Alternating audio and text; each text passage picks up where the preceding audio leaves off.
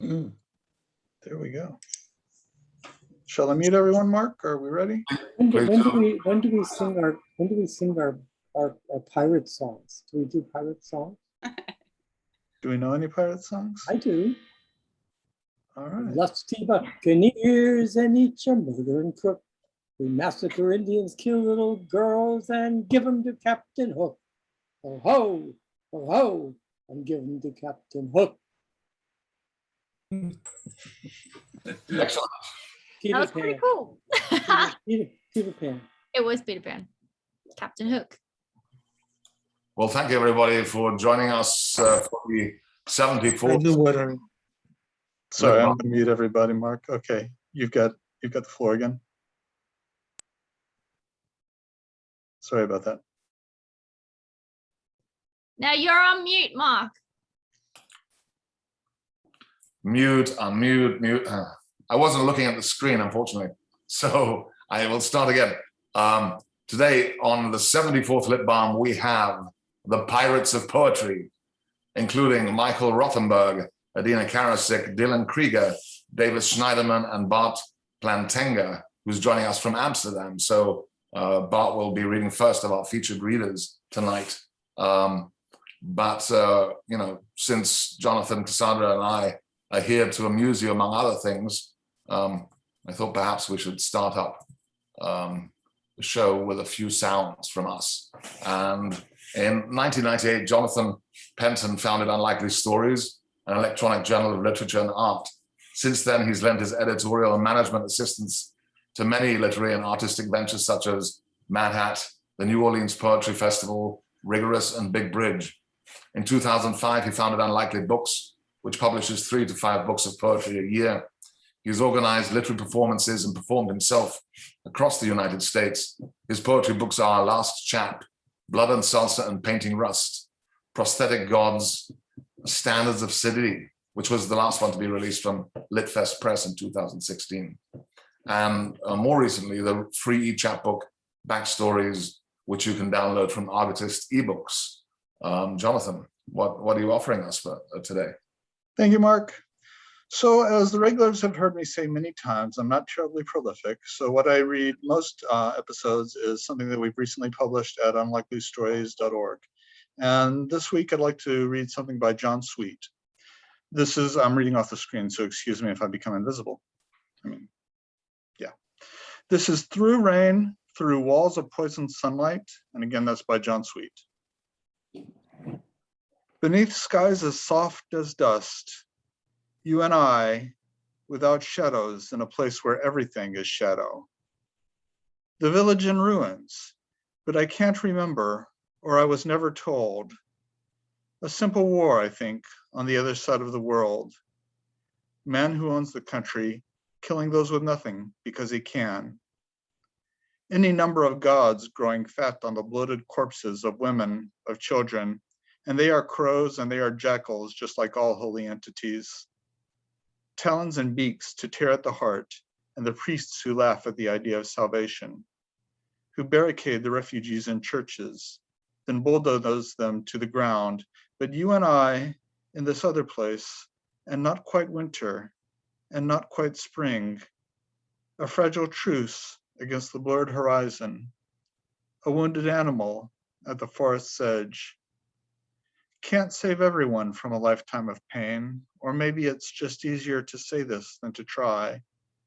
Maybe the enemy has been hiding in plain sight all along. All right, next up we're going to hear from our co-host Cassandra Atherton. Cassandra is an award-winning writer, scholar of prose poetry, and professor of writing and literature in Melbourne, Australia.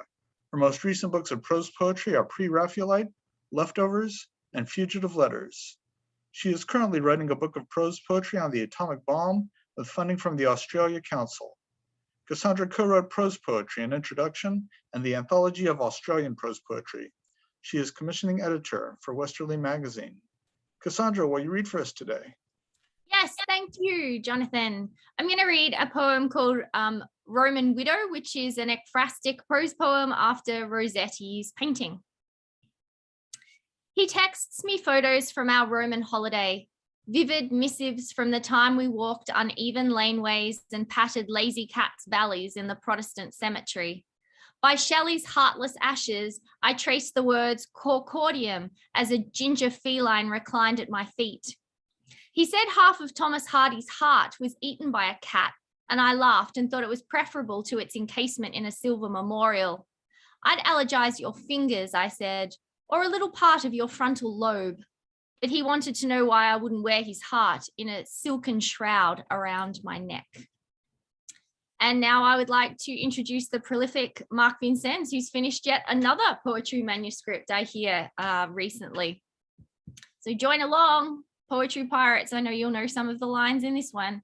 Mark Vincennes is an Anglo-Swiss American poet, a fiction writer, a translator, an editor, a publisher, a designer, a multi-genre artist, and musician. He's published 15 books of poetry, including more recently, Becoming the Sound of Bees, Leaning into the Infinite, The Syndicate of Water and Light, Station Hill Press, Here Comes the Night Dust, Salmon Poetry, and Einstein Fledermaus with Sir Vision Books. Vincennes' newest collection, The Little Book of Earthly Desires, was just released from Spite and Dival. An album of music, ambience, and verse, Left Hand Clapping, is forthcoming from Tree Torn Records. Vincennes is also a prolific translator, and he's translated from German, Romanian, and French. He has published 10 books of translations, most recently Unexpected Development by award-winning Swiss poet and novelist Klaus Mertz with White Pine, and it was a finalist for the 2016 Cliff Becker Book Prize in Translation. His translation of Klaus Mertz's selected poems in Audible Blue is forthcoming from White Pine Press in the fall. Vincennes is editor and publisher of the Sparkling Mad Hat Press and publisher of New American Writing. He's lived, you know it, all over the world, from Brazil to China to Iceland to India. He was born in Matilda Hospital on the Peak in Hong Kong, but he now lives on Firefly Farm in rural Western Massachusetts, overlooking Herman Melville's Greylock Mountain, and where, wait for it, there are more sharp-skinned hawks, belted kingfishers, and ruby-throated hummingbirds than people. Please, will you read for us, Mark? Thank you, Cassandra. So this comes from my new book, A Splash of Cave Paint, and it's part 2, All These Flat Surfaces. And it begins thus. A lizard, a Spanish gecko, dances across the ceiling. How does it feel to be upside down all the time?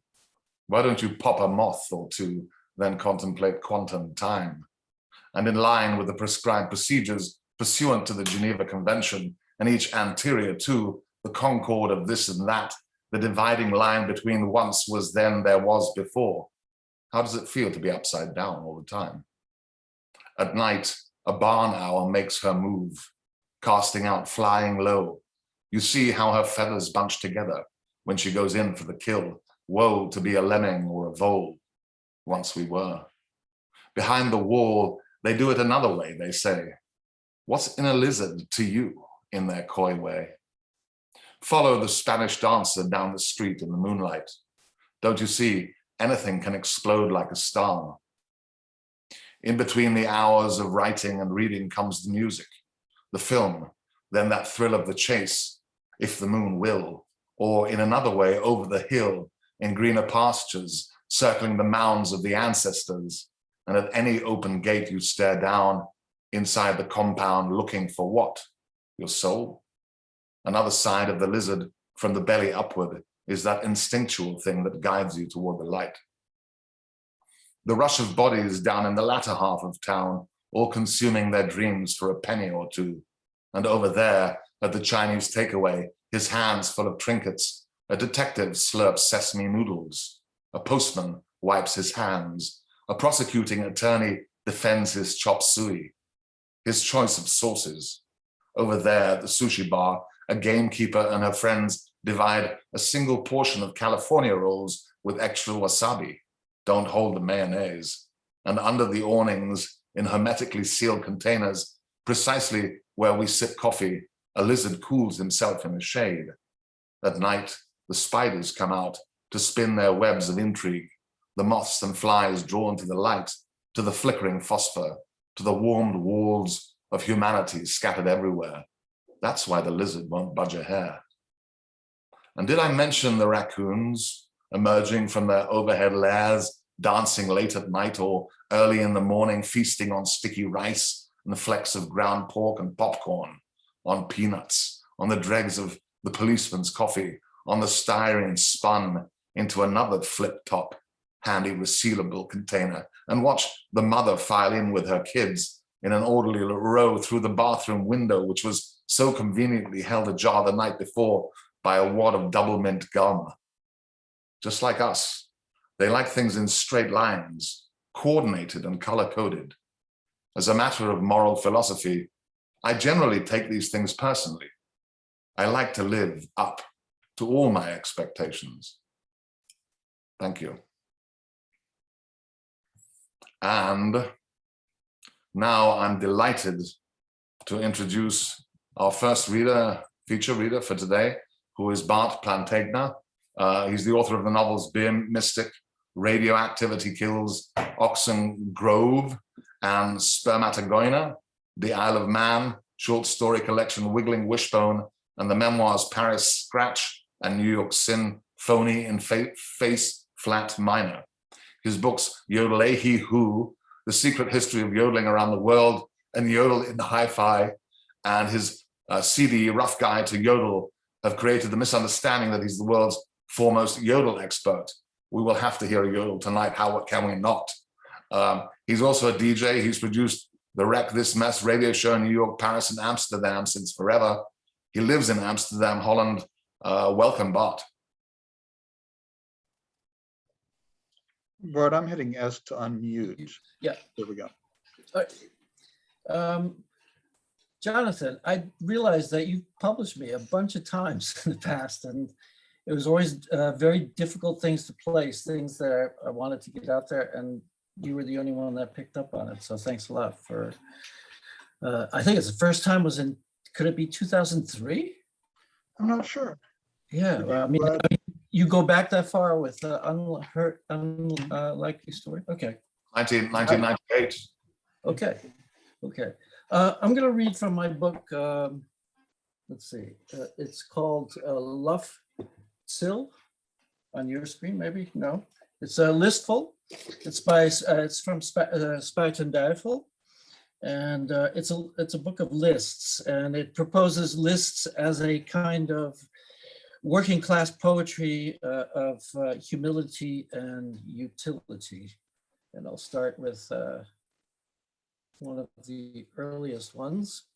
It's called List of Foot Messenger Deliveries. I kept lists of items I delivered in 1979, 1980 for choice in AAA messenger services in New York City.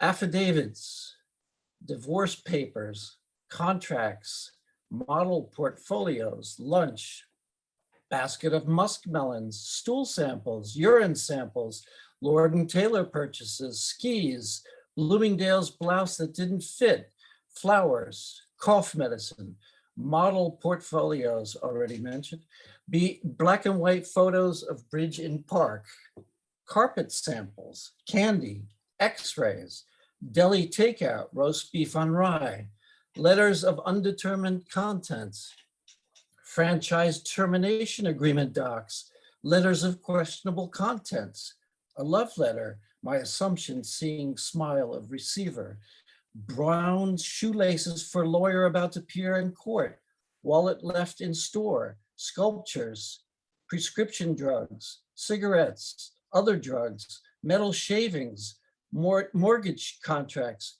job interview tie, missing condiments, real estate blueprints. That's one list. There's a lot of lists in this book. How long should I read? You can go for 12 minutes, Bart. Okay, thanks. Let's think here. I'm going to go to a list of annoyances.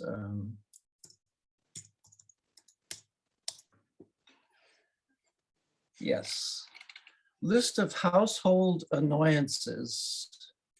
Socks with holes she still wears. single socks, burn holes in shirts, permanently piss-stained underwear hanging from shower curtain rod, snot blown into dish towel, toast, cracker, pasta crumbs on kitchen floor, nail clippings on kitchen table, dirty dishes piled on empty half of bed, cables running all over across floor along walls, LPs everywhere, CDs strewn across floor, some good. Beer bottles in bathtub, yawning sound at weird hours, leaving butter out for days, wet dish towels hanging all over, rotting food in sink strainer, open doors, lock them, shoes kicked off anywhere, slippers with hedgehog heads make scraping sound across floor, cat puke under couch, never cleaned up 3 months later, TV on, no one watching, singing along badly, loudly to bad songs. Where is the bottle opener? Idle talk of divorce as passive-aggressive tactic. Alas, divorced 4 months later. So let's see, we'll try to go to another list. Yes. List from a lost surrealist. And these are all actual lists, either found, taken from people's wastebaskets or ones that I've collected over the years. Anyway, list from a lost surrealist. Mandatory deportation, nail clipping spit out, fondle naked mannequin on street, bad joke not appreciated, piss on gravel, bullet breath between teeth, Luger voice, wax beans not found in wax museum, Mickey Rooney, role not yet defined, Hudson water, discolors skin, beer laugh, brand not important. She believes business card is a wow. Embarrassment is forgotten. Let's see here. Let's try. Okay, yeah. This is a funny one. This I mean, maybe it's not funny, but let's see recipes.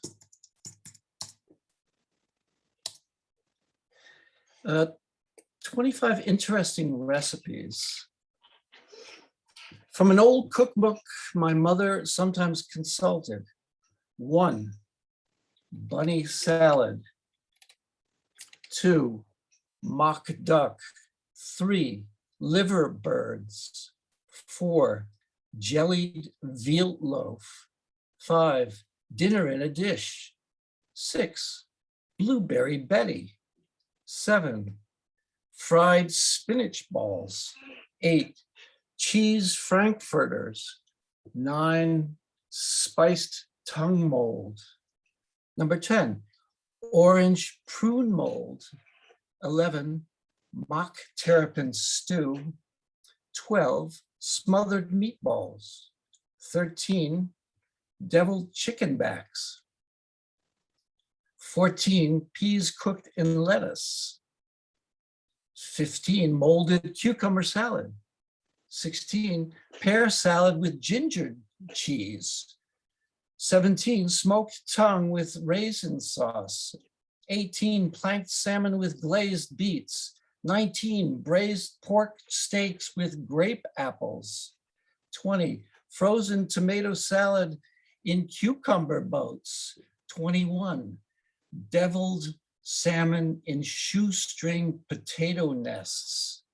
22, veal birds wrapped in bacon with cream gravy. And 23, creamed dry beef with olives on French toast. Crowned roast of frankfurters stuffed with bread pudding, with bread stuffing. creamed lamb chop hash with minted peas in potato cups. It sounds like something the Dadaists would come up with, but that was kind of like a Good Housekeeping cookbook, I think. Let's see, let's go to, well, I'll just read part of this one. It's something I wrote for Jose Padua. He's a poet from living in Washington, and he writes great poems, and he often writes really long titles for the poems. And so for his birthday, I came up with some longer titles for future poems of his. And this goes, I won't read all of them because, well, a lot of long titles adds up to a really long poem. One, the day I woke up and wished I hadn't because Justin Bieber's band was sleeping on our living room floor and I could not explain away their presence to Maggie without using my secretly acquired lip syncing skills. Two, back when the East Village considered me king, I thought, for staring down the jukebox in the Life Cafe until it played something excellent by Sun Ra, and the hippest bar, Max Fish, hired me to be their in-house DJ as a result, which lasted only 1 week because I played too much Gertrude Stein and Robert Ashley. Let's see. The school bake sale that never happened when a fight between rival bake clubs broke out over a parking spot turned ugly, and the parking lot looked a lot like a Jackson Pollock painting done in sponge cake, cupcake, and weird ass colored icings. The day the homeschooled white supremacist city councilor convinced the majority in town that I was the racist for making people feel uneasy about their own identities and determined that a safe and comfortable distance of 100 feet whenever I was around would temporarily ensure adequate safe space for the locals. You can imagine that poem. What to say when a neighbor comes over drunk and unannounced to stare at our guests, the meat puppets who are eating tater tots with gusto on a day off from their reunion tour, heading to Washington to play my old hangout, I thought went out of business in 1992. And I'll read one more, and that will be that day the Republican Party exploded when at a party gathering, I told them that playing Elton John songs dating from after Goodbye Yellow Brick Road at dangerous volumes is not only a health risk, but will only further erode America's reputation as a leading international style icon builder. And there's a total of 15 suggestions for his poems, and I'll stop here. Let's see where we can go. Bart, the list poems, are they from that recent book that came out with Spite and Duyvil? Yeah. Tell us how we can get it. You just go to this, I guess, go to the Spite and Duyvil. I could read the URL. Maybe paste it in the chat later, so if folks are interested. Yeah, sure. Let's see. My mother died a couple years ago, but when I visit her, I take her shopping in a local discount store, and we went. And I didn't really realize there were so many of these, but here. It comes with a picture of my mother in this supermarket aisle, and it is absolutely amazing. It's this whole long wall of candies, just boxes and boxes. A trip to the local Big Lots discount store, Vestal, New York, 2017 was every bit as exciting as a safari for my mother of 93. We went in to buy a few essentials. I took my eye off her in one aisle and found her loading up the basket attached to her walker with whatever she could grab from the candy aisle shelves. I had to wrestle them from her desperate clutches, with her swearing under her breath as I returned about a dozen boxes to the shelves. Her nursing facility didn't allow sweets. It's not much of a stretch to say that this aisle was my mother's version of Amsterdam's red light district. There were Dots, Mike and Ike's, bottle caps, sweet tarts, sugar babies, Sour Patch, Boston baked beans, Red Hots, Gobstoppers, Chuckles, Swedish Fish, Juji fruits, Starbursts, Pop Drops, Sweet Tarts, Crunch, Caramel Creams, Lemon Heads, Blow Pops, Skittles, Cotton Candy, Laugh Taffy, M&Ms, Payday, Twix, Mounds, Muddy Bears, Chocolate Raisins, Hershey's Kisses, Milky Ways, Baby Ruths, Caromes, Sixlets, Cookie Dough, Almond Joys, Root Beer Float, Cherry Cola, Mentos, Twizzlers, Kit Kats, Black Cows, Bitter Honey, Nerds, Bottle Caps, York Peppermint Patties, Cowtails, Crybabies, Butterfingers, Good and Plenty, Gum Cigars, Jelly Bellies, Jolly Ranchers, Sugar Daddies, Warheads, Smarties, Sprees, Junior Mints, Goo Goo Clusters, Lifesavers, Airheads, Laugh Taffy, Milk Duds, Orange Heads, Pixie Sticks, Pop Rocks, Slapsticks, Razzles, and Atomic Fireballs. And that was just one part of the aisle. Okay, let me see. I have maybe a couple of minutes left. Let's see. Let's read. Let's see.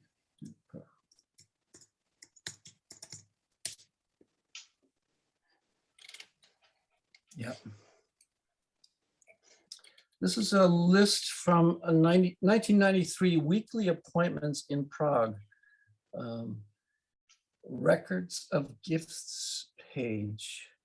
Burning houses lit up rubble-filled streets in Berlin 45, Newark 67, LA 92, Prague 68, self-immolation protests, Jan Palach, and 7 others. Chastity. Red Army, KKK on TV, football, why I root against my alma mater, University of Michigan football. College and pro football resembles Nazi pageants. Article, gaudy displays of nationalistic, patriotic military pageantry. Entrenched heteronormativity, quote unquote. Stories of Golem animate unformed matter with beer. Will, when, right, mom. Love, forever, pursuit, sadness, profound. News, Hitler dead. Woman with 2 shopping bags filled with bricks and holding baby underarm jumped into the Havel River and drowned. Albert Eiler's suicide, murder, accident, unsolved. Annette Peacock remembers his last words, I'm not even here. Floated in East River for weeks. They say death by drowning. Annette Peacock heard autopsy revealed 19 stab wounds. Annette Peacock, young lyrics, great song, when the flame of love won't bend to the height of such elation. Prague, the TEC radio on her windowsill, dorm window backdrop, thick clouds, remain so every day. Hear a Czech version of Buddy Holly's That'll Be the Day. Lack of light increases hunger. Defenestration is Prague's way of contract killing.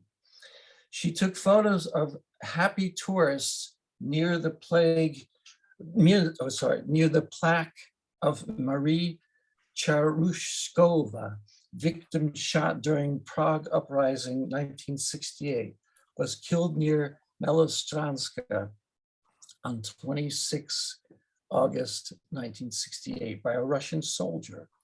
Cartesian anxiety, hope that studying the world will give set in stone knowledge of ourselves and the world. Carpetesian, innate idea that carpets are essential.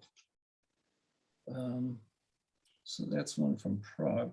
Is there more time, or? I think we should probably wrap it up there. Bart, thank you so much. Okay.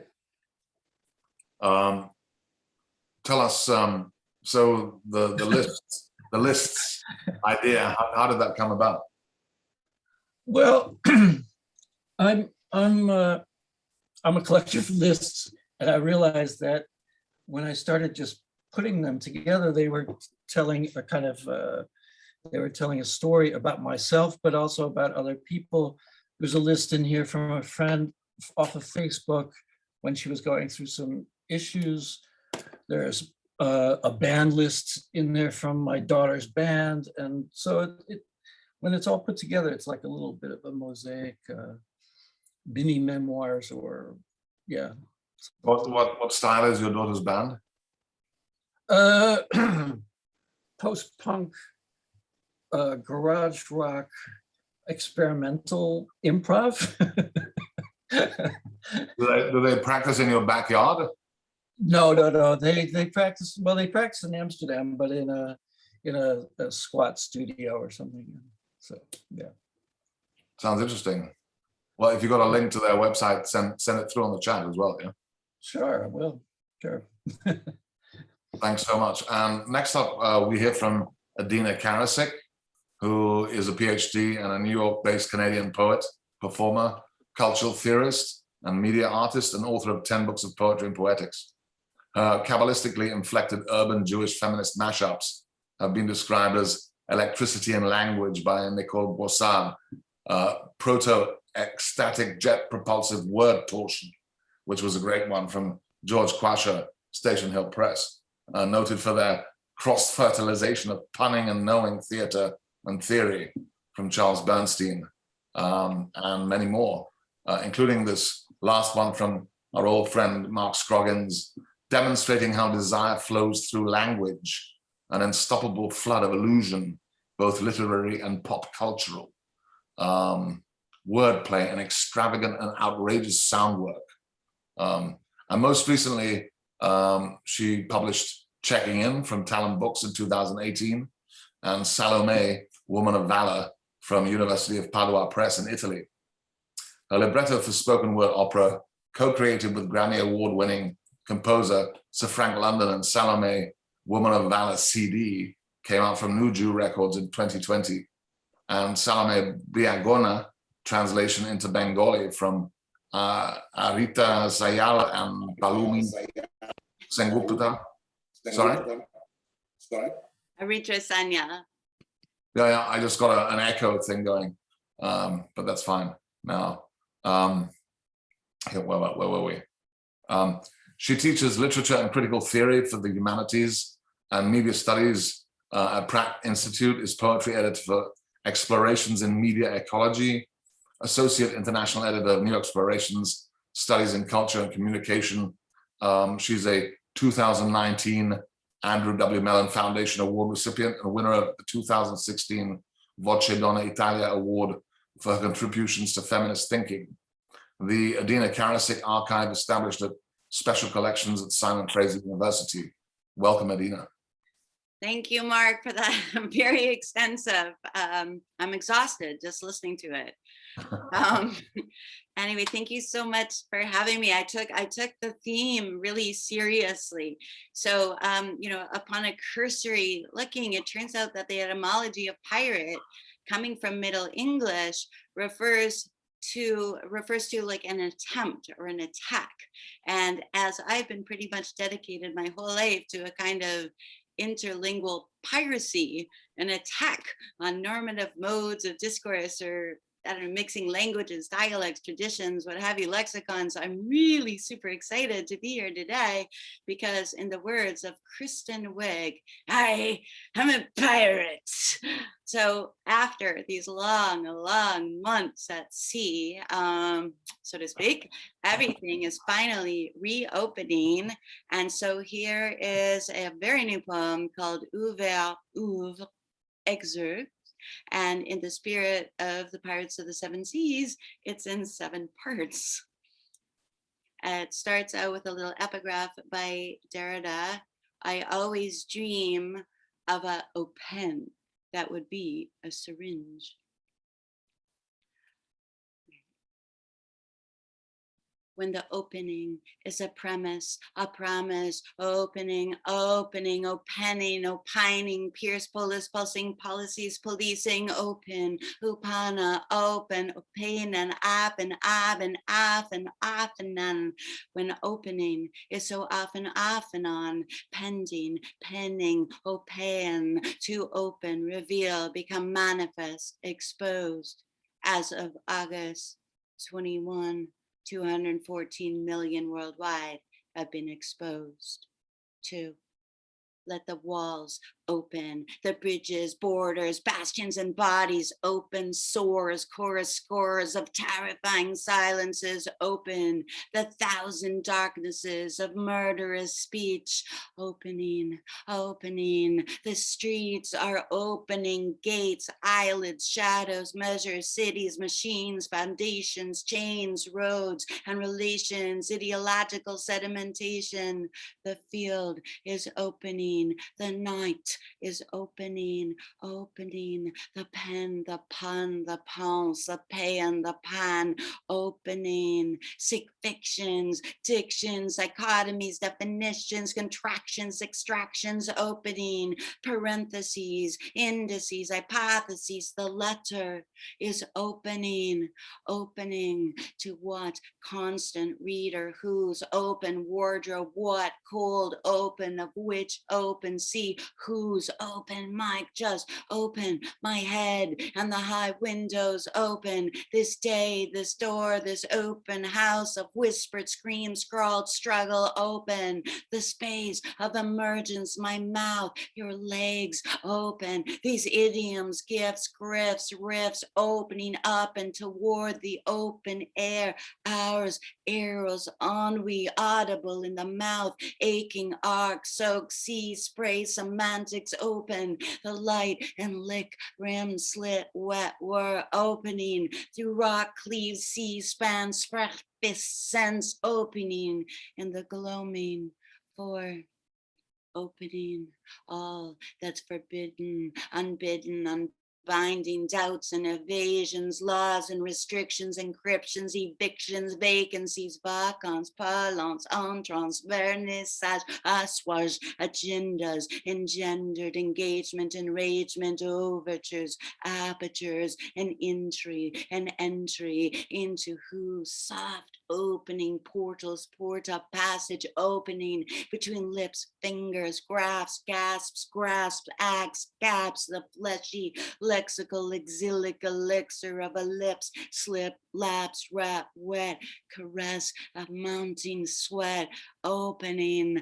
5 openings, a happening, a hopening, ipening, appening, a ripening, enacting bodies, borders, lungs, tongues, fissures, follies, volumes, valleys, follies appended, pending, suspended, expending, pandering, meandering, the openings, an event, a rupture, and a redoubling excess, and a nexus of vexus, anguish, fragilities, agilities, 6.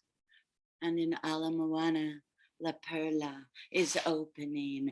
Gucci, Pucci, Prada, and La Perla, Zara is opening, but you can't try on clothes. The ocean is open, but you can't lay in the sand. Longinus is open, but you can't go inside. Bathrooms are open, but surfaces are plagued. Sephora's and Aporia, oh, the euphoria of Memoria. Costco's open, but samples are closed. Skies are open, but Cuba is closed. Parking is open, but ballets are closed. Peace talks are open, but systems are closed. Apen is open, but Ipanema is closed. Airplanes are open, but runways are closed. My mouth is open, but the book is closed. 7. Open me from the inside.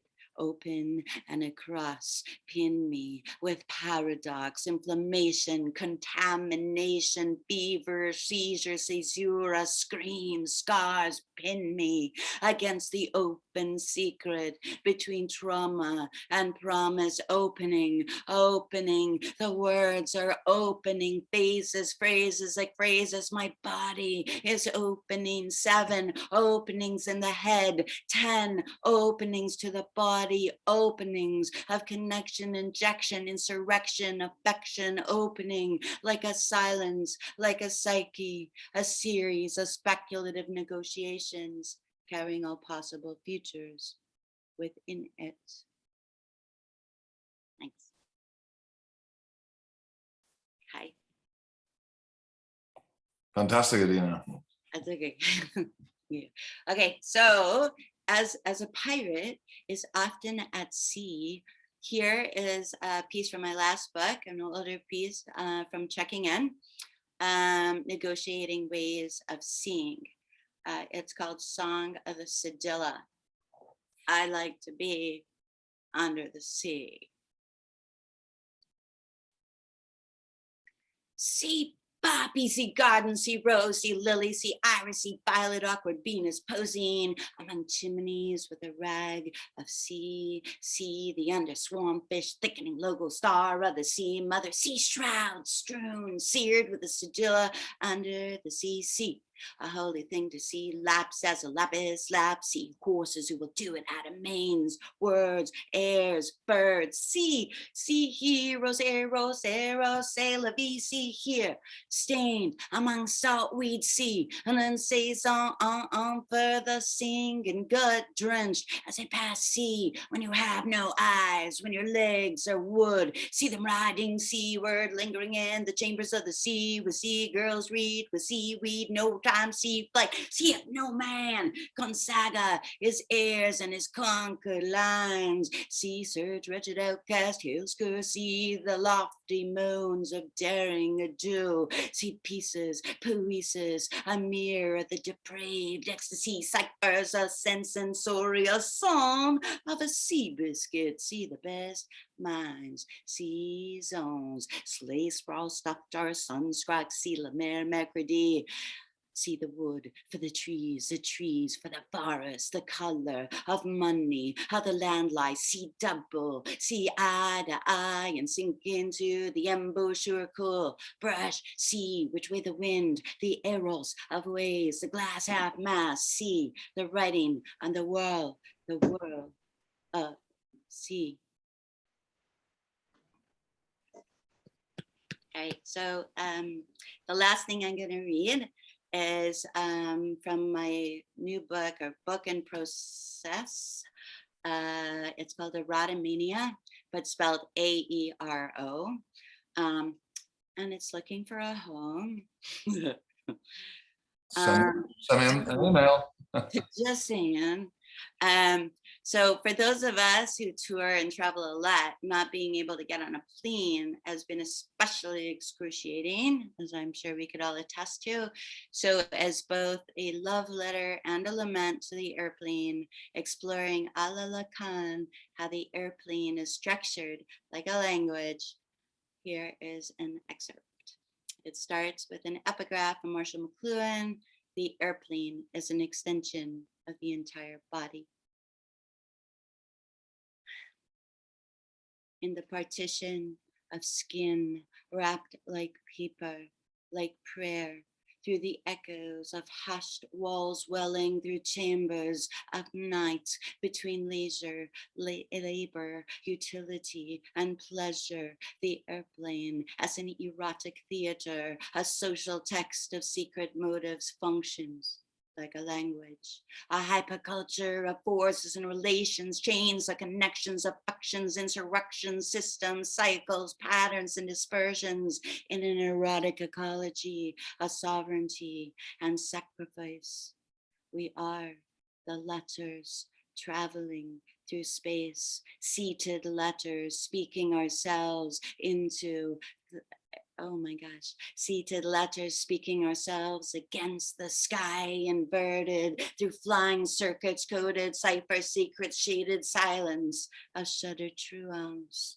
We are the letters, the interletters between rows of text awake in the flux of discomfiture.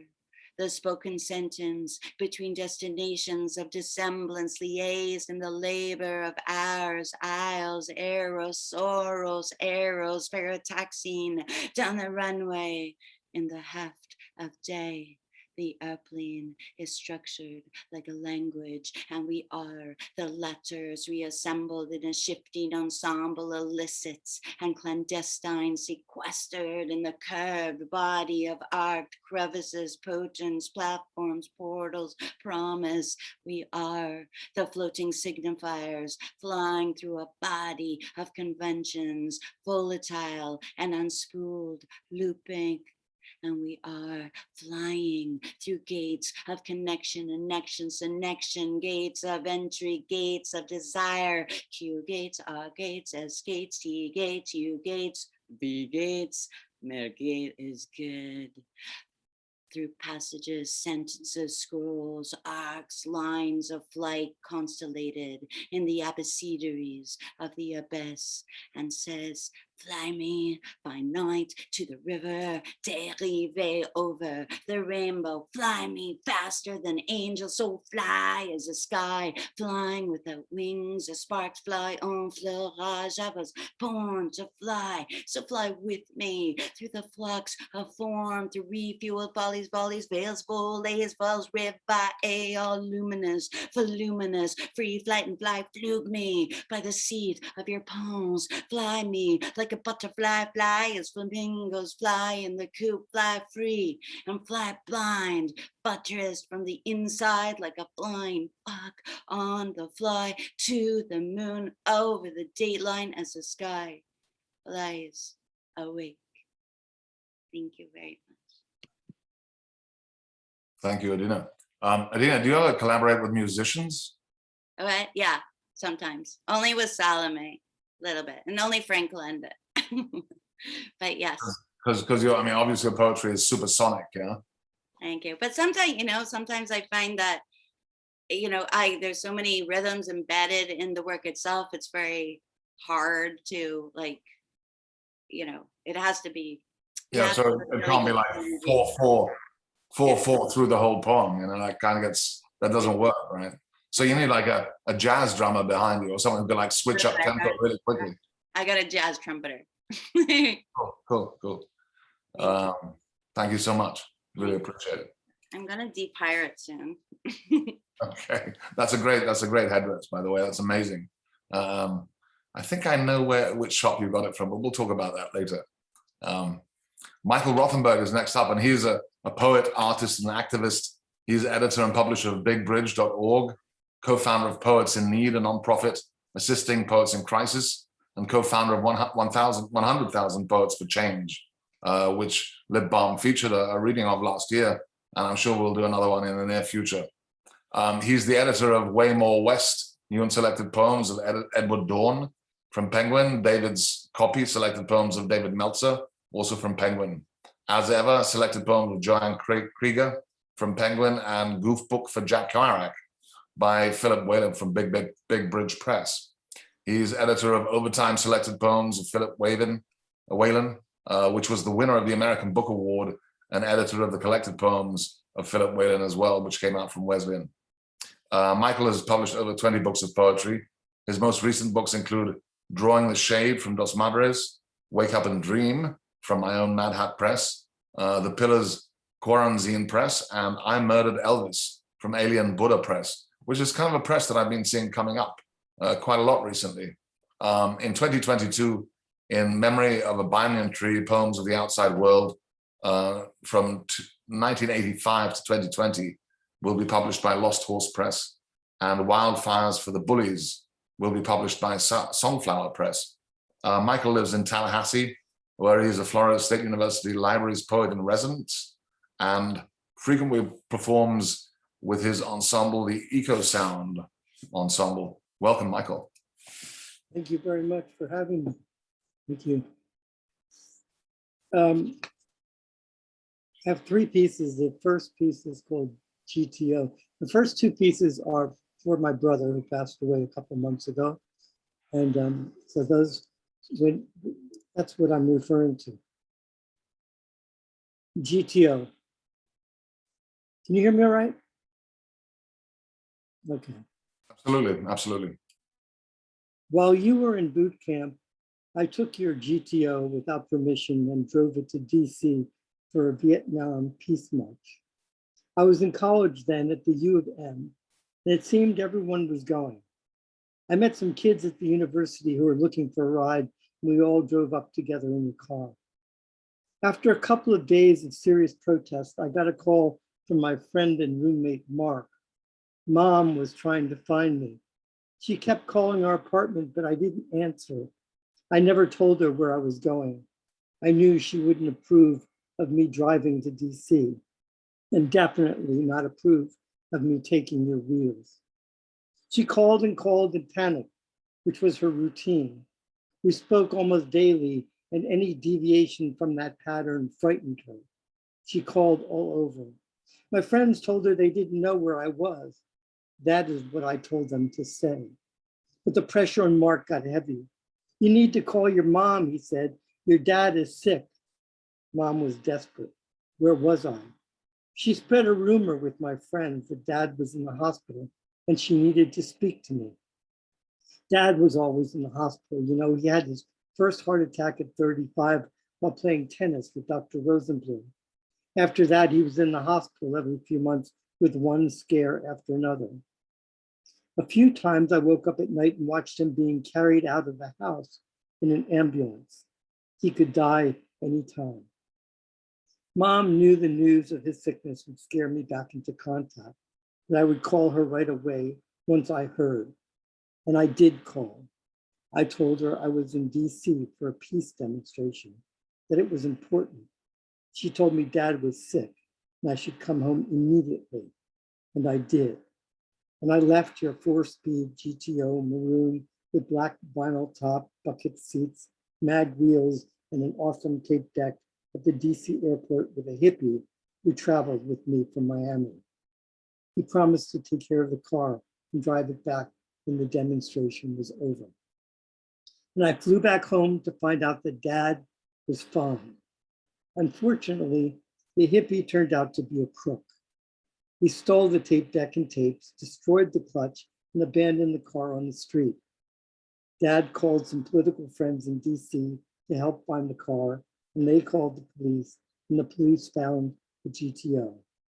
After a brief consideration, Dad decided the car wasn't worth repairing and driving back to Miami. So he had the car towed to a used car lot and sold it cheap. I know you never forgave me for that, for taking your car. You were looking forward to getting back behind the wheel of that beauty when you got home from training. Steve Miller blasting over the speakers, living in the USA. I was always getting into trouble then, and never as good as you at hiding my crimes. You got away with a lot. I don't know how you did it, but nevertheless, I'm sorry. It was wrong to take your car, even for a Vietnam peace march.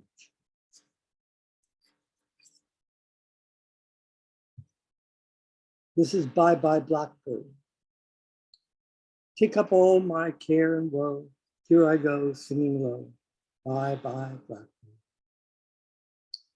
In 1973, when Salvador Dali and Johnny Mercer materialized on the Crystal Ship, or was that the final voyage of the SS France?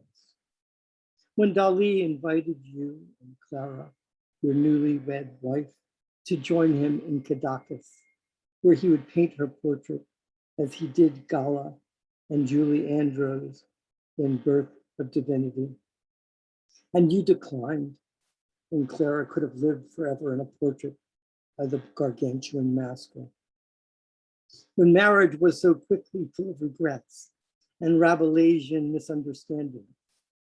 When Johnny Mercer wrote letters to Clara, and now those letters, nearly 50 years later, gather dust somewhere in the yearning memory of a woman unlucky in love. When together you and Clara trekked from Greece to Yugoslavia and you landed in Milan to exhibit your photos, and you took that photo of me sleeping on a train, the one you used in a flyer for the Upper Street Gallery. You were proud of that exhibition. I lived in Islington, not far from the show, worked in a record store, tapes galore, frequently dropping acid and eating jellied eel, dissolving my after hours in seamless Boilermakers. I vaguely remember how it went with the crowd like your art.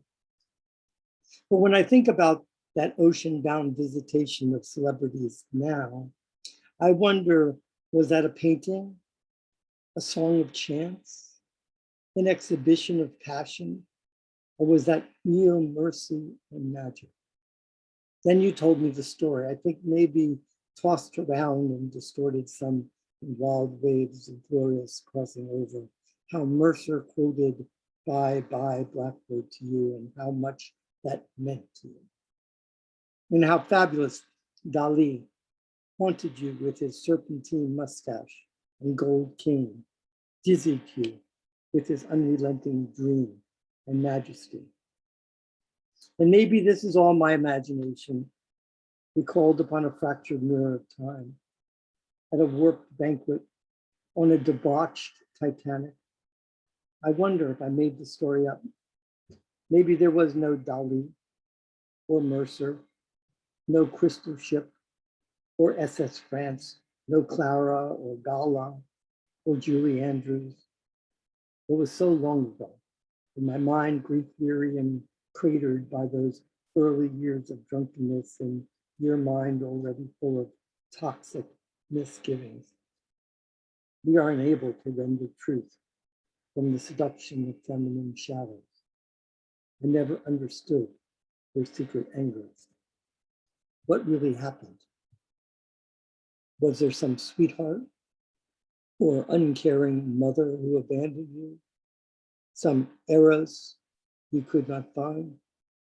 Not even in Morocco or Bogota or wherever you went to have time for yourself to think in solitude, find respite from an overwhelming world of iconic mothers and mesmerizing lovers. How about now? Is there someone in champagne candlelight and silver oceanic waves and photographic immortality who receives you in silence without reservation, condition, or expectation, in the luxury of kaleidoscopic forms under a dancing chandelier, wherever you have gone, where you live now, who loves you on your final elegant journey?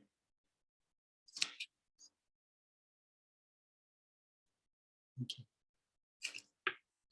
This is the last piece of the series. It's called Of Lions and Fireflies. I always want to check if the pages are there. I have this obsessive compulsive disorder. It's like, did I leave a page? Did a page fall out? Okay. Of Lions and Fireflies. This is an elegy for Michael McClure.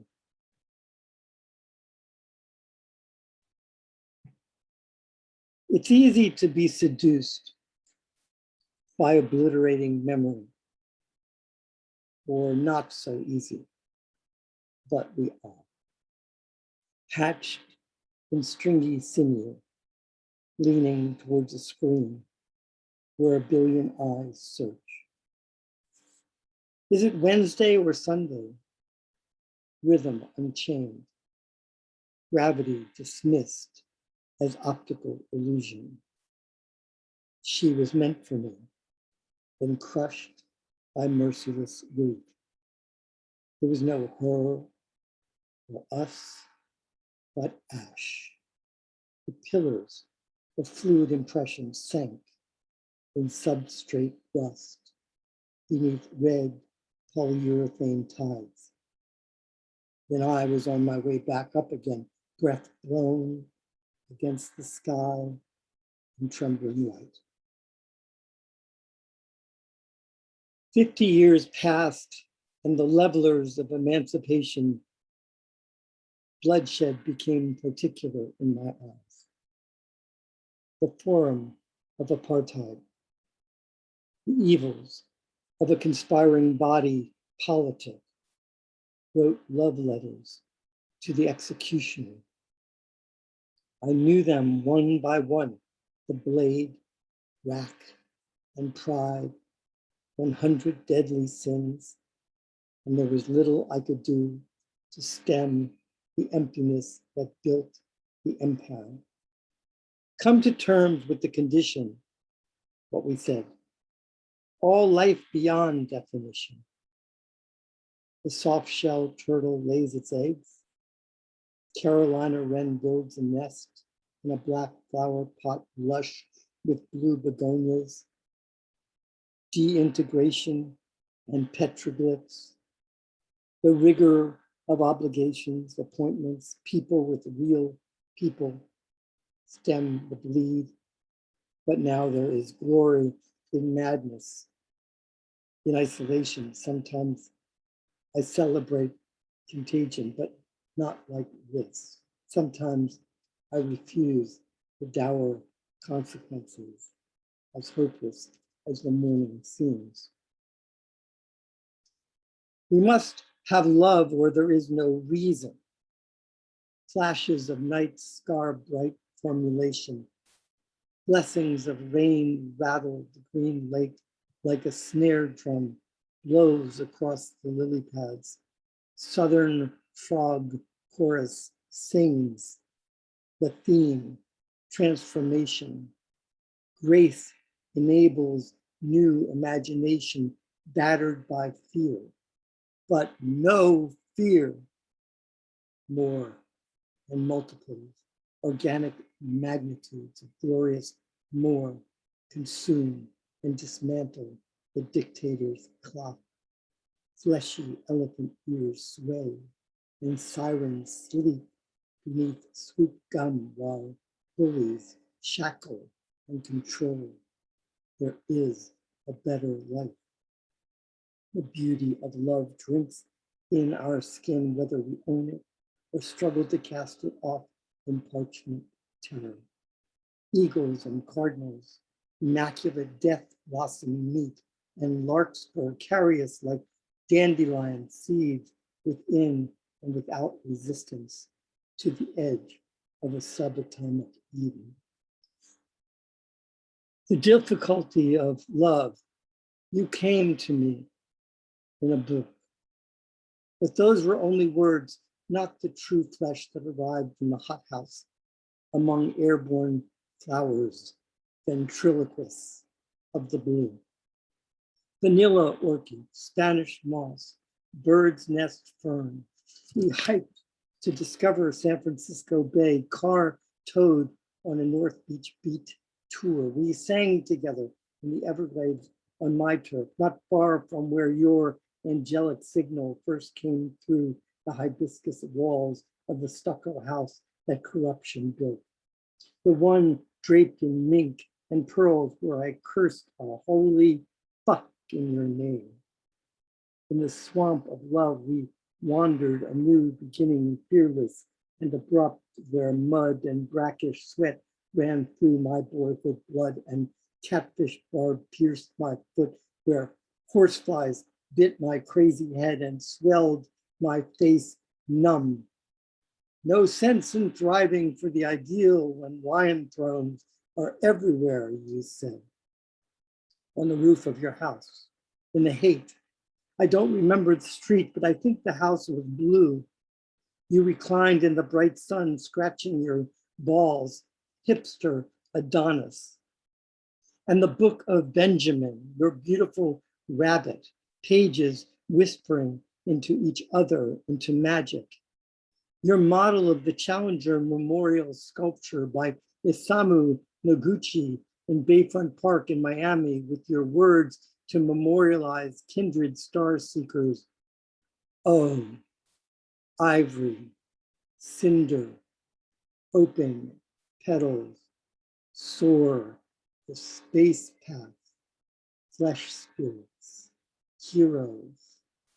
We fed like Leviathan on Korean death radish among sand sharks and cherry blossoms with our dragon friend and Zen priest Philip Whalen, who roared into oblivion under fentanyl waves while spider rabbit pranced across orange poppy dotted headlands of the Pacific, leaped over scarlet and turquoise garter snakes and salt marsh damselfly, while Jean Harlow and Billy the Kid spoke dialects of eternity, big, dumb animal states.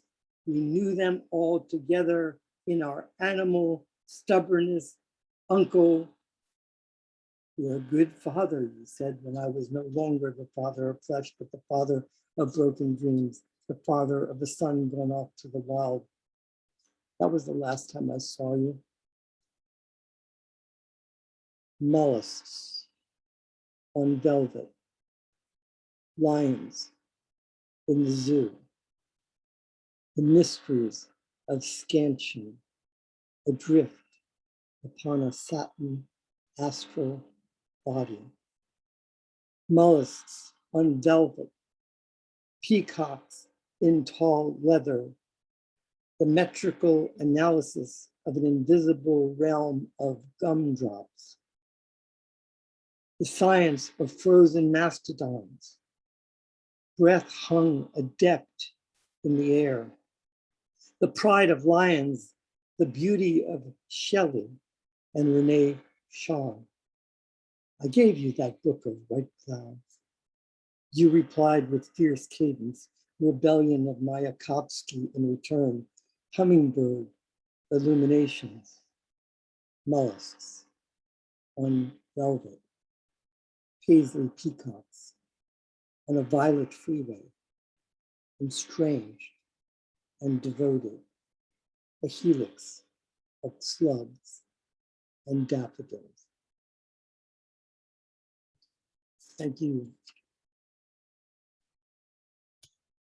Thank you so much, Michael. So tell us what new things are you up to at the moment? Well, the 100,000 Poets for Change is coming up in September. I hope everybody will participate. I have a couple of books coming out. I just finished a manuscript for my brother, which I hope to publish with his photographs. And I don't know, it seems like things are going on all the time. I have no idea why or whether we're going to survive it. Good point. But we're here. We still are. We still are. Still. And since we still are here, I'm going to introduce our next feature, who is Dylan Krieger, who is writing the apocalypse in real time in South Louisiana. She earned her BA in English and Philosophy from the University of Notre Dame and her MFA in Creative Writing from Louisiana State University. Her first book, Giving Godhead, from Delete Press, was dubbed the best collection of poetry to appear in English in 2017 by the New York Times Book Review. She's also the author of Dreamland Trash, No Ledge Left to Love, The Mother Wart from Vegetarian Alcoholic Press, and Meta Mortuary from 9 Miles, Soft Focus, and more recently a vinyl EP called Turn Into the Water from Fine Print Records. Find her at dylankrieger.com. Welcome so much, Dylan. Thank you so much for having me. I thought this was pretty appropriate for me. Since the last time I was home for Christmas, my dad bought me a book called The Outlaw Bible of American Poetry, forever an outlaw in the poetry scene. So I have a couple of books that you mentioned, Mark, that I have not gotten to promote at all in person since the pandemic. So I'm just going to read one poem from each of them. This is my Metamortuary poem. And yeah, this is from 9 Mile Press. I can leave links and stuff. And this is for Louisiana because we're about to get another hurricane. Trash Island.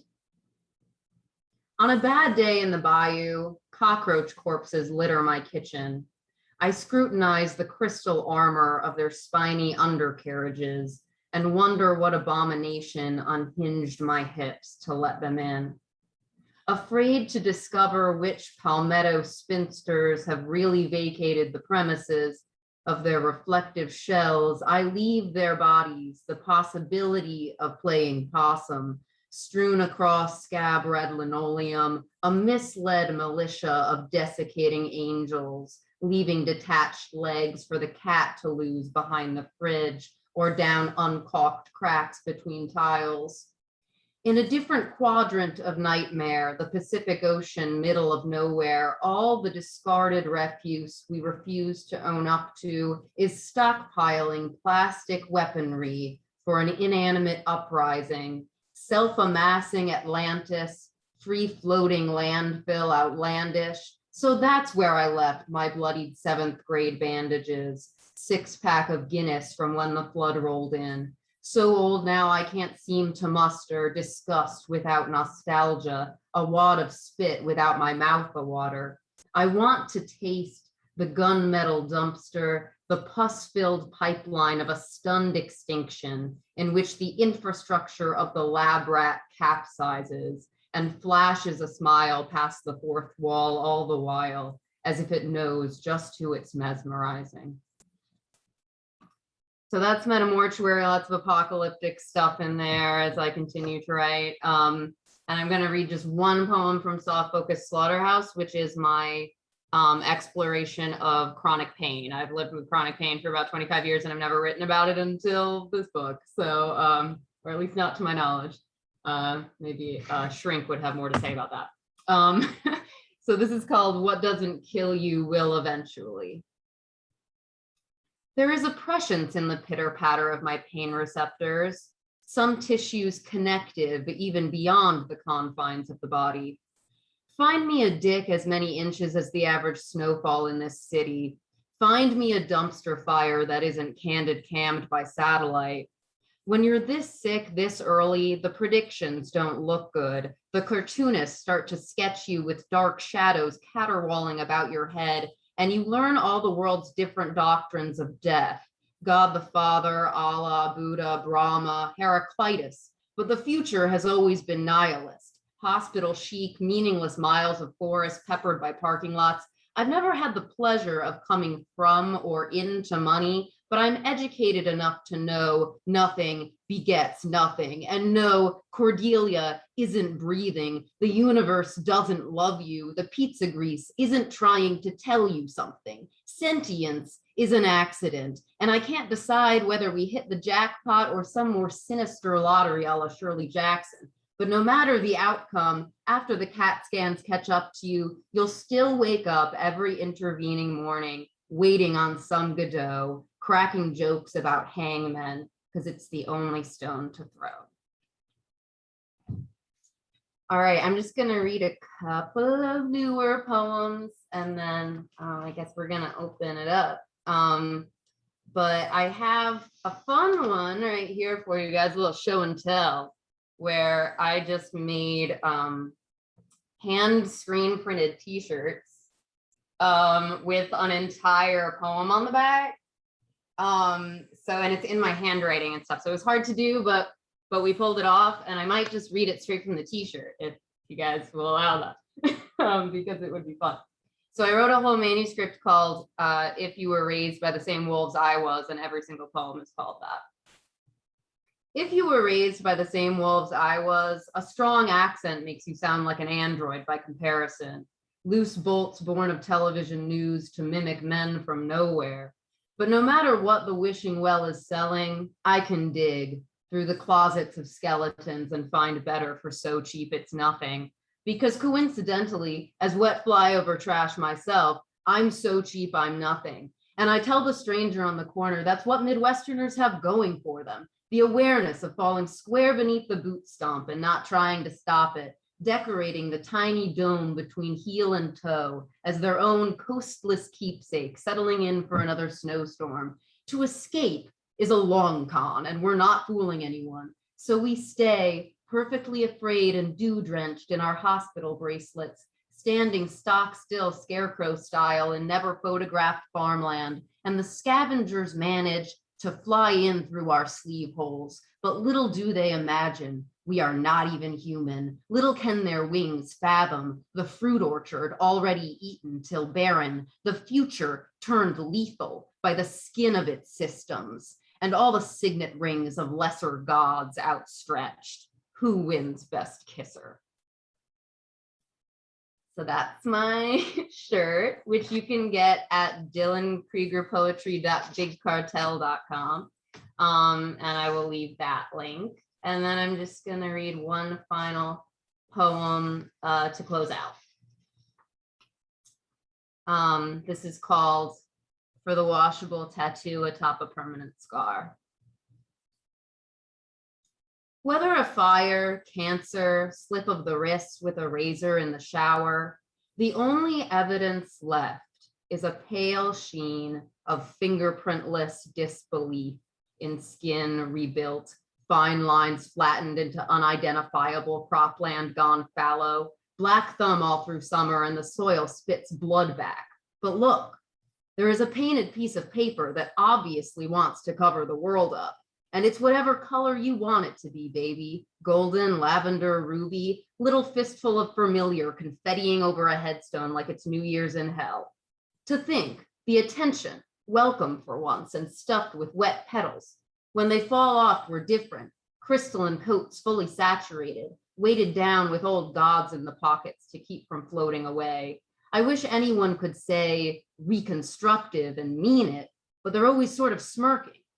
Fine that the stitches stay in, fine that the willows bend over just to fuck us. If not the tumors, contusions, what would we cover in tinsel and expensive juices?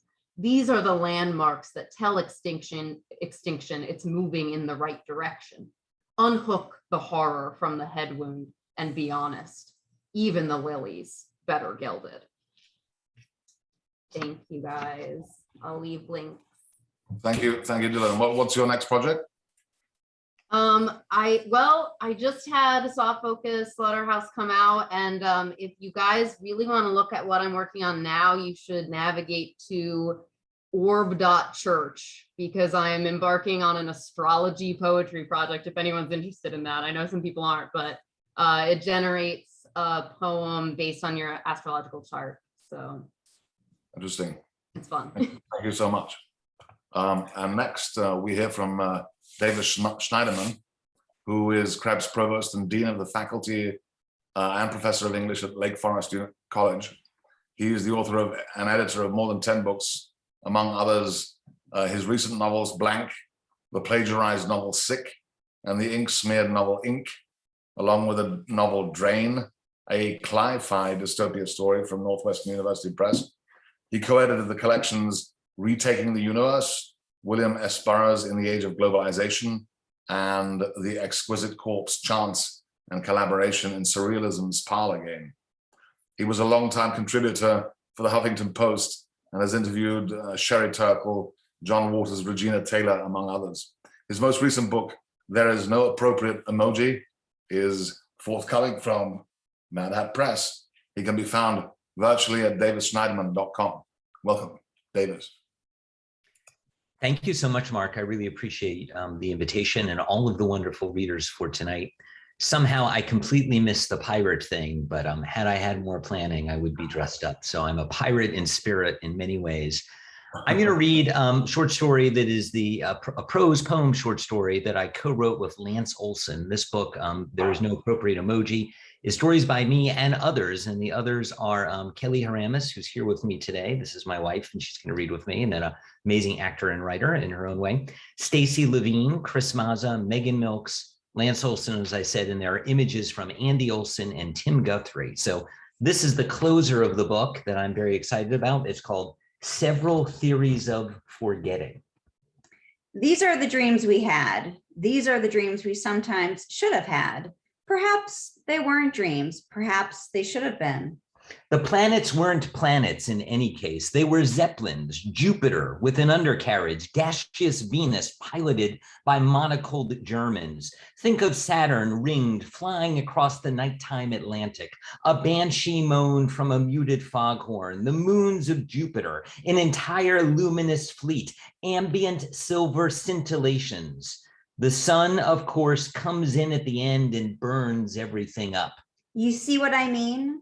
For the sake of us. You were a disturbing stranger who looks precisely like you, squatted behind a little puppet theater, using naked Barbie dolls to explain something to me.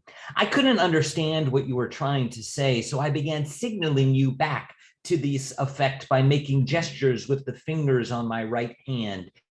Digital semaphores. You looked puzzled, then angry. The Barbie dolls were smooth and tan, and then you huffed and closed the curtains. The show ceased. When I approached the apparatus to talk to you, you weren't there. I don't believe you ever had been. Attendees at an unnamed conference kept disappearing into your hotel room, and upon emerging were personalized tattoos. No, tattoos. Swirling words you had written, less tattoos than mystical talismans, ashen, smoldering markers of some other dimension. I never saw you or the room's interior, but I did have a conversation with your adult son, whom you don't in fact possess. He looked nothing like you, but I knew who he was. He had close-cropped but not buzzed hair and was in his early 20s. We rode down together on the elevator, staring at the red emergency button. He spoke of you and your wife with an indeterminate, dreamy intelligence, as if he had perhaps imagined you both by chance. Everything he said about you seemed beside the point, like he was talking about people he had heard rumors about. His name, I believe, was a word that sounded something like cloudage.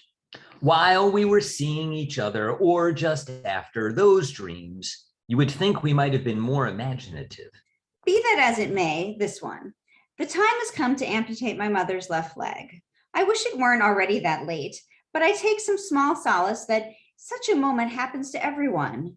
We are in a dark cement basement with wood paneling. My father helps by sitting on my mother's chest, holding her down, weeping. He has begun to shrink and is already no larger than a small chimp. She's dead, he's whispering, weeping, head lowered. She's dead. But of course she's not. He's already shrunk to nothing. A song plays in slow reversal, like polychromatic fishing lures snapping back to the sun, the shore, your rusty tackle box. Lucifer speaks like Jimmy Stewart in the movie Harvey, telling me about your Greek grandfather who, having come to America in the late teens, returned to Greece at the end of the 1920s to find a wife. On the island of Lemnos, he emerges from the boat, whiskers overgrown in the salty air. He snaps his fingers and two porters unload a large crate from steerage. He snaps again, and inside is a wind-up Victrola playing the devil's lullaby. Snap, the potential wives come running, water nymphs. That one again, every night for a week. Next, you are sitting in your publisher's office, ingested by a large plush chair, even though to the best of your knowledge, you are not a writer. You don't like books. There are too many words in each of them. You like words to be few. I am standing in the doorway, but no one seems to notice. That's the way you want it. Your publisher turns out to be a very fat man with a very furry beard and wired rimmed spectacles. He is wearing red lipstick, meticulously applied. Your manuscript is brilliant, he says, thumbing through it in his lap. Masterful, if a little long. A bit long, you ask? By about 300 pages, yeah. You explain that it's only 350 pages in toto. He asks if you are willing to trim. Say yes, you know, and he would be happy to publish the expurgated edition. You don't think, you say absolutely. He taps the pages into alignment and slides the whole to you across his desk. You take the first page off the top of the stack, ball it up, and start eating it. Chew, swallow, reach for the next, chew, swallow. Your publisher looks on this ordeal with real pride. From the doorway, I share parts of that emotion. You suspect what happens next may take some time. You are falling through the night, predictably, that dream. You don't know where you were before you began falling. You don't know how long this has been going on. You're faintly embarrassed by the unoriginality of your situation. Then you find yourself lying in an immense treeless field. This too is predictable. You hear voices. Rain smashes down around you. Yawn. You open your eyes to see a squad of Nazi soldiers, of course, closing in on you, flashlights sweeping, firing machine guns. The bullets begin hitting you. They don't hurt so much as frighten. It is only when the soldiers are 15 or 20 feet away that you see they're all wearing translucent masks of either your mother's or father's face or mine. A month after we broke up, you phoned to share this dream with me. You slut, I said. Kidding, of course. I wore a mask of your face. And then there's the one, no, wait, that's something else. In the dream, you are me, not the me who writes, but the me before writing, the me before thinking. This seems unclear, so I ask you to explain to me, as me, what you mean. You offer an example in my body. You raise my left arm and with an effortless flourish, snap each knuckle like a bullwhip. A shiver runs down whose ever body. Goosebumps. We smile. You offer yourself to me in my body, a fantastic auto da fe. We move on the dream bed, my hand, your hand, touching us until we explode outside the body and back into our separate persons. Inside our baby's silent cry sits a primitive biped, perched on her larynx like a gargoyle. Our baby dreams hard, eyelids fluttering like molecular engines, powering some transubstantiation of this world into another. Her blue body shivers and prunes as she paddles below the frozen surface of a fjord, drops inside a submerged cave. At the bottom of the world, where even the white translucence of protozoa gives way to dark, empty water, she stops flailing her arms. Her legs go still. Here it is. She has found it. You dream that you no longer dream. Not that you no longer recall your dreams. Not that you simply cannot access the glary sheen of the gas lamp across the shadowed cobblestone streets while you move in an oversized waistcoat over the quay. Not that your vision smudges. Not that you were flying, not that you dream, but cannot recall your dreams. Not that at all. Your mother is in a hospital bed, this time dying of chemo. She is also pregnant, her belly beach ball big in labor. This is proving problematic, but the doctors refuse her request for a C-section. It's simply too dangerous, given the disease, they explain.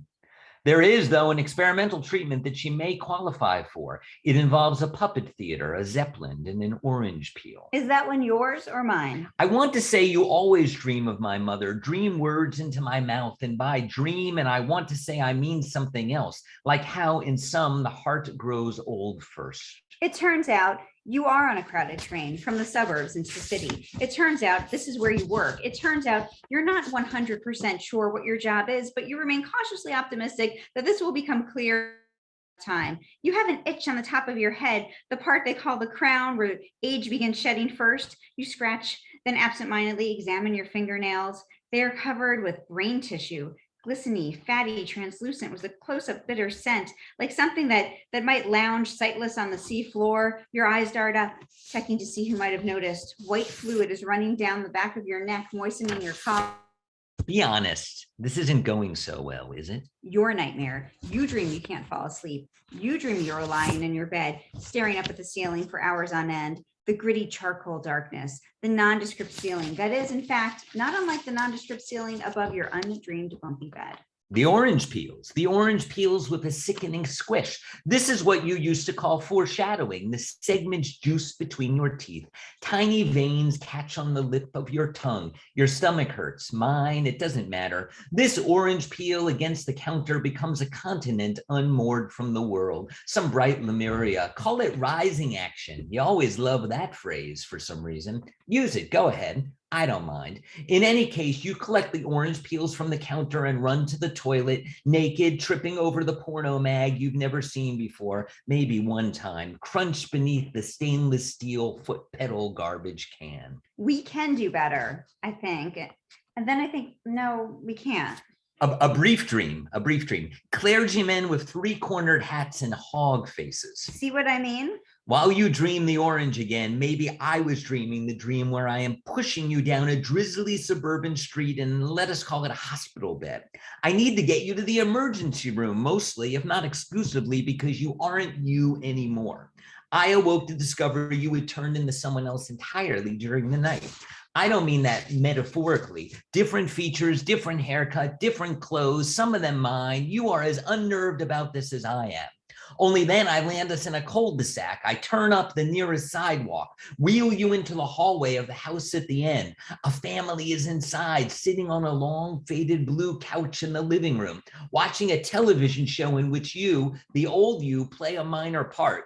You are there, and then you aren't there. You are there, and then you are tuning a guitar, rubbing your fingers together, fingering some sort of naked doll. I don't want to call it a sitcom. No, a dramedy. No, one of those police chase things. From what I can tell, the television show fails to end. I have a deep suspicion you made up the dream you swear you didn't make up. I never mentioned anything to you one way or another. Neither did you. I believe this points to the vague character flaws in us both. If we still live together, I'm confident I've continued to fail to share this with you. You dream the sun is expanding through your window. You look at it whitening the sky, a windy fall day, the leaves crackling, then igniting, a squirrel, the carpet, you. No, not you. This now. Thank you.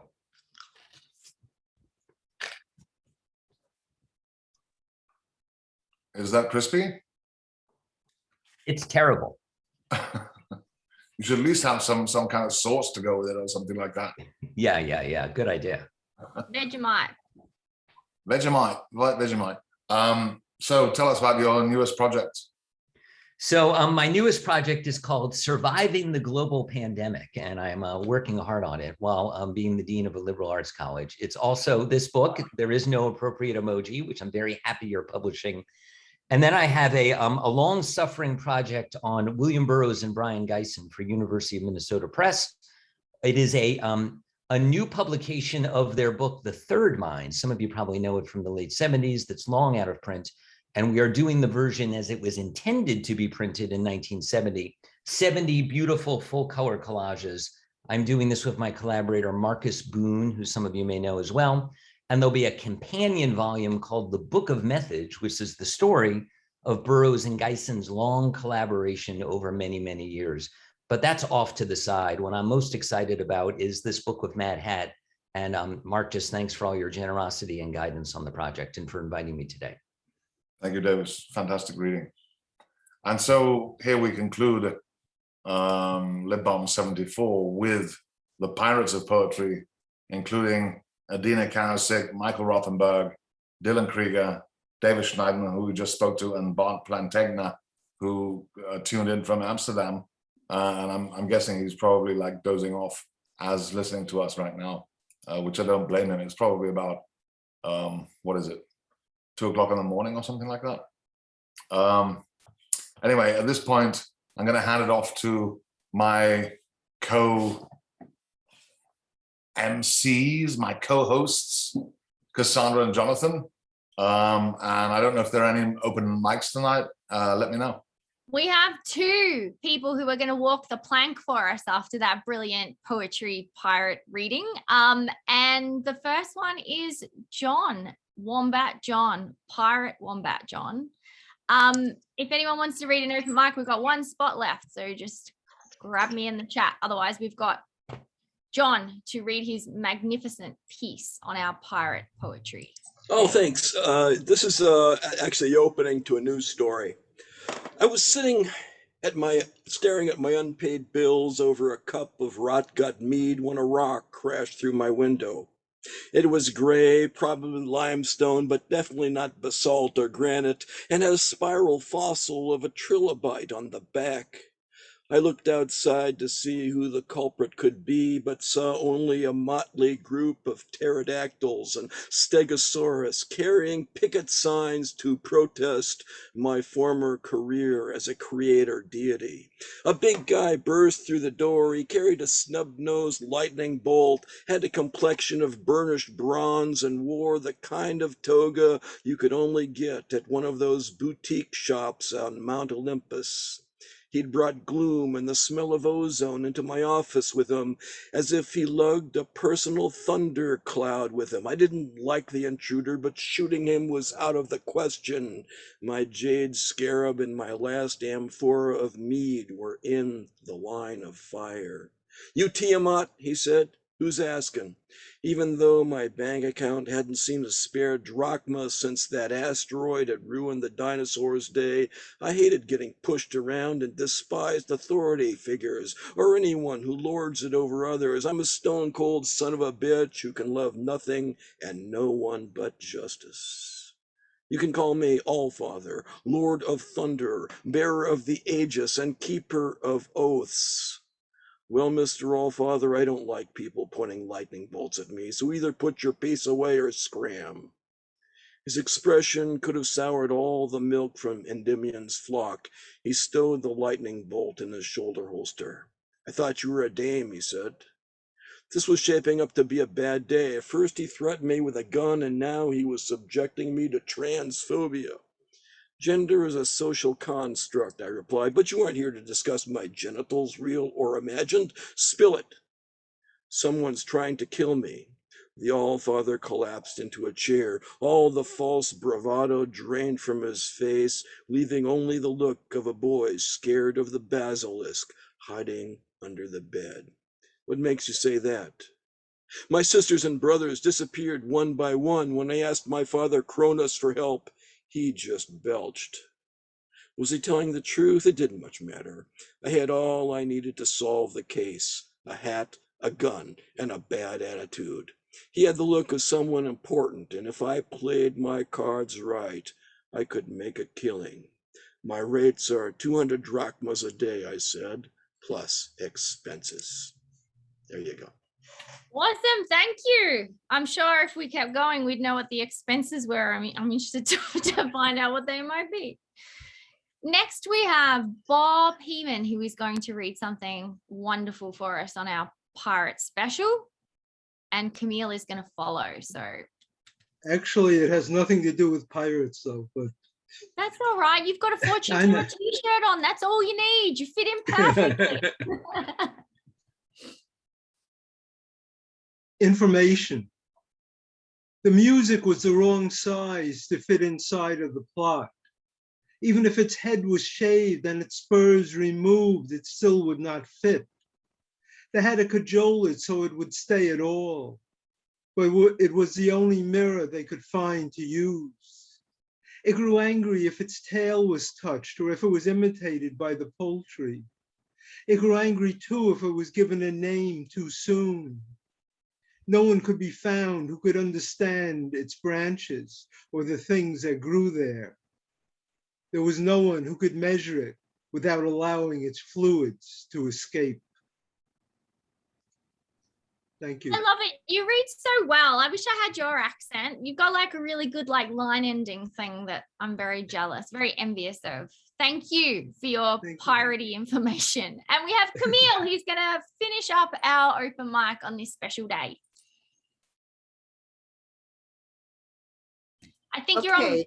I've never read before, but here I go. It's the day after Trump was elected. Now that I live in the asylum, I have visions and dreams almost every hour. Funny, I don't remember dreaming before I was issued my draft number, which was number 1, to check it here at the asylum. I had a vision almost immediately upon arrival here, a vast darkness bearing down over a great plain, and there was not enough hands to hold back the darkness, so it descended. I can see a few hands were still there at the bottom edge of my dream frame. 3 nights I've dreamed vague dreams in black and white charcoal that I'm on a flat ship and it's quiet, and we are all waiting in the silence. But we know we have to prepare to get off the ship in the darkness. We are waiting. It's not too cold, but silence is cold too.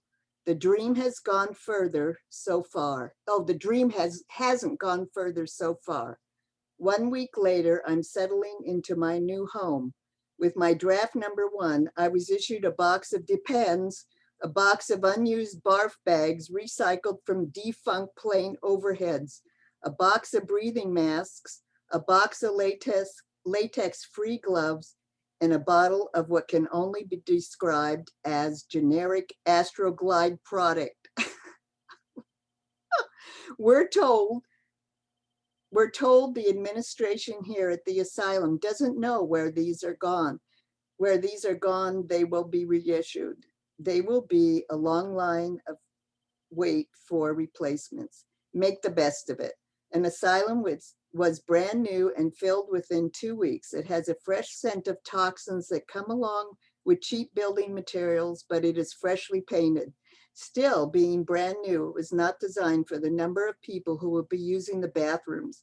Unisex all at one facility. It's a huge windowless room. I was told if you desired privacy, there would be a few stalls without doors, but those had been out of use since the first day the asylum opened its doors, hence the Depends and the rest of our allotted supplies. 3/4 of the toilets, as I looked around, were already out of use or too disgusting to use. Civilization breaks down very fast.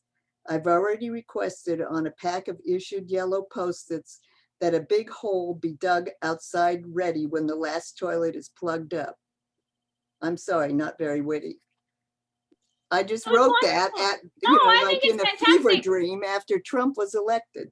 It has bath bags and ships, and it has not enough hands to hold back the darkness. I think it's fantastic. I And love it had this. masks. That was it had masks. It did. It did. So you fit perfectly with the theme. You have officially walked the plank. So I might hand back to my piratey co-host. Well, thank you. I'm sorry.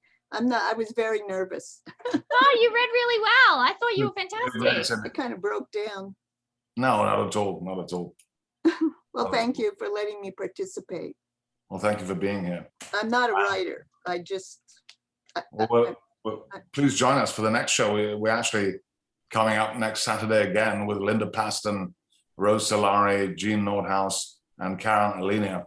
And thank you, of course, once again today for our Pirates of Poetry, Michael Rothenberg, Adeena Karasick, Dylan Krieger, David Schneiderman, and Bart Plantenga.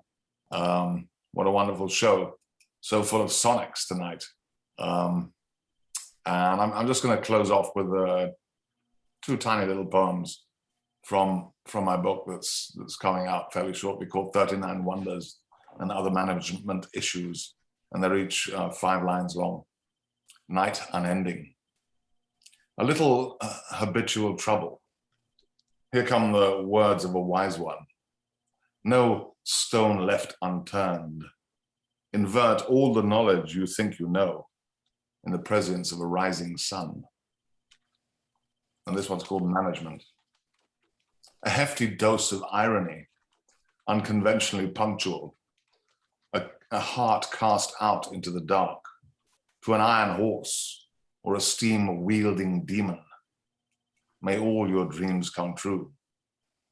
And with that note, I wish you all a wonderful poetry, love, weekend, festival. Enjoy your loved ones, enjoy your poetry. Thanks so much for being here tonight.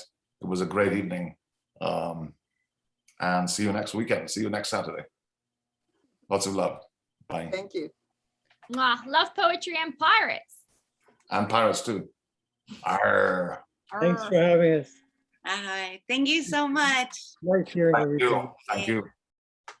Thank you, everyone. That was great. Thanks, everybody. Good night.